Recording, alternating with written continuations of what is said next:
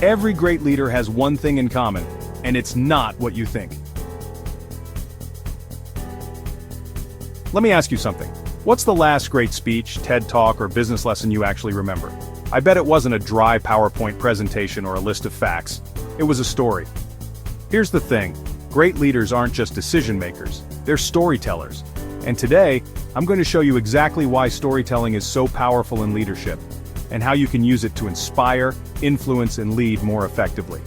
Plus, I'll share a personal example of how storytelling helped me shift perspectives in a major way. Let's dive in.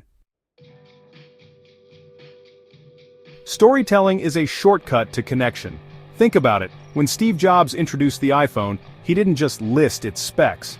He told a story about reinventing the way we communicate. When Martin Luther King Jr. inspired a movement, he didn't give a lecture on policy, he painted a vivid picture of a dream.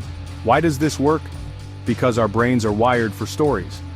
Research shows that stories activate multiple parts of the brain, making messages more engaging, memorable, and persuasive than plain data. That's why leaders who tell great stories don't just communicate, they influence.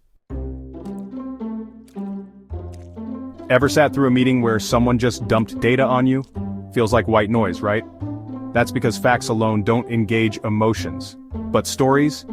They trigger dopamine, the chemical that makes things stick in our memory. A study by Princeton University found that when we hear a compelling story, our brains sync with the storyteller. That means a great leader isn't just talking, they're literally shaping how we think and feel. That's powerful. So, how do you tell a compelling leadership story? Here's a simple framework you can start using today. First, set the scene. Give context and make it relatable. Where were you? What was happening? Next, introduce the challenge. Every great story has a conflict. What problem needed solving? Then, share the turning point. This is the lesson. What changed? How was the problem solved? Finally, deliver the takeaway. Leave your audience with a clear, inspiring message. Let's say you're leading a team through a tough project. Instead of just saying, "We need to work harder," tell them about a time you faced a similar challenge, how you overcame it, and why their work matters. That's leadership storytelling in action.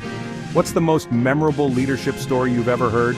Drop it in the comments below. I'd love to hear what resonated with you. There are 3 types of leadership stories you can use. The first is the personal story. It builds trust by showing vulnerability and lessons learned. The second is the vision story. It paints a clear picture of the future and inspires action. The third is the value story. It reinforces what your team or business stands for. For example, when Howard Schultz talks about how his father's struggles inspired him to build Starbucks with great employee benefits, that's a personal story. When Elon Musk talks about making humanity an interplanetary species, that's a vision story. And when Patagonia shares how they prioritize sustainability over profit, that's a value story. Which one do you use the most? Let me know in the comments. You don't have to be on a big stage to start using storytelling. Here's where you can practice it right now. In meetings, instead of presenting dry data, wrap your point in a story. In job interviews, use storytelling to make your experiences stand out. On social media, next time you post, share a short, powerful story. And with your team, use stories to inspire and keep people engaged. The best leaders aren't just bosses or experts, they're great storytellers. Here's the truth, people don't follow ideas, they follow stories. If you want to inspire, influence, and lead, mastering storytelling is non-negotiable. Your story is your power. Use it. If this video gave you value, like, share, and subscribe to the sounding board. Let's keep learning, growing, and telling stories that change the world. See you in the next one.